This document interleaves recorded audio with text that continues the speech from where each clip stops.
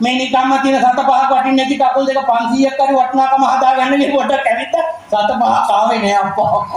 අම්මපා කිතුලට ගියපු එකාටත් තිබ්බලු කියන්න දෙයක්. ඒක නම් අන්තිම හොඳ නැති වැඩක්. මොකද්ද? මොකටද ඊට ඔය කිතුලට ගියපියම උහම වෙන්නේ කි.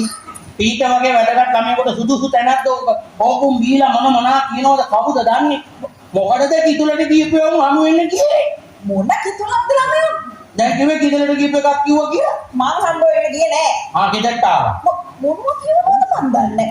ඒක නිකන් කතාවක්. ඒක කතාවටවත් කිතුලට ගියපියම එක යන්න එපා කතාවට. ලස්සන ගුරුවරියන්ට ඒක හොඳ නෑ හොඳේ. ඔය පද හදන්න පුළුවන් ඔය හොඳේ. හරි හරි ඕගොල්ලෝ වැඩක් නෑ. දැන් ඔය ළමයා කියන්නේ පවුලේ කී දෙනෙක් ඉන්නවද? මගේ පවුලේද ඊටගේ පවුලේ? මගේ පවුලේ ඉන්න ගාන මන් දන්නවනේ ඔය ළමයාගේ. මගේ දැනට තියෙන තොරතුරු 95ක් ඉන්නවා. දැනට තියෙන තොරතුරු අනුව කියලා කිව්වේ.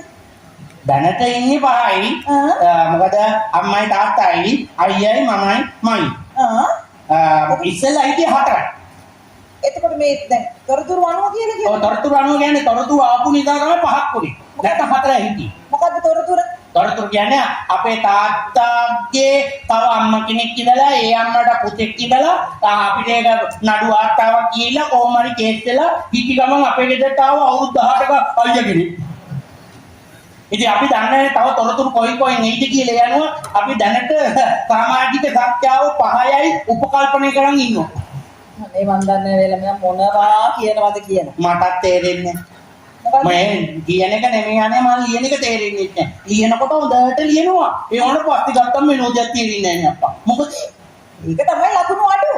නෑ ලකුණු අඩු වෙන්නේ නැහැ. ඔය ළමයාගේ අධ්‍යාපන මට්ටම නම් අන්තිමයි. මගේ අධ්‍යාපන මට්ටම ඉතා උසස්. මම හැම ප්‍රශ්නයකටම හරි උත්තර ලියන කෙනෙක්. අපේ හරි උත්තරේ ලියවලා ලකුණු අඩු වෙන්නේ කොහොමද? ලකුණු අඩු වෙන්නේ බලන්නේ කෙනා යාත් ඕන විදිහට ලකුණු දාන හින්දා.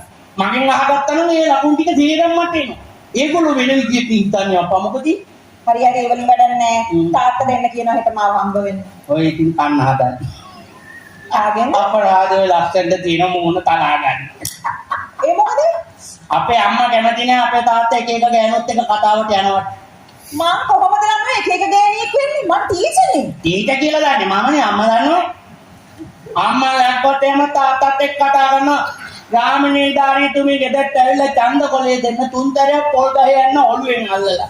කෑ ගැහුවා ඡන්ද කොලේ දෙන්න ආවේ කියලා. ඊට පස්සේ ඇටෑරිය හොඳේ. හරි අය නිකන් නැති ප්‍රශ්න දාගන්න ඔය ලස්සන රූපේ නැති කරගන්න. අනිත් එක අපේ අම්මා බයින්න ගත්තාම පලාත පත්තුම දැනගනි ඊට පස්සේ ඉතින් ඉන්න හම්බෙන්නේ නැහැ හොඳේ. හරි හරි. තාත්තා ඕනේ අම්මට එන්න කියනවා. අම්මට ඕනේ. අම්මට එන්න කියනවා. අපේ කවදාවත් වෙන්නේ නැති දෙයක්. ඒ මොකද? අපේ අම්මා කියනවා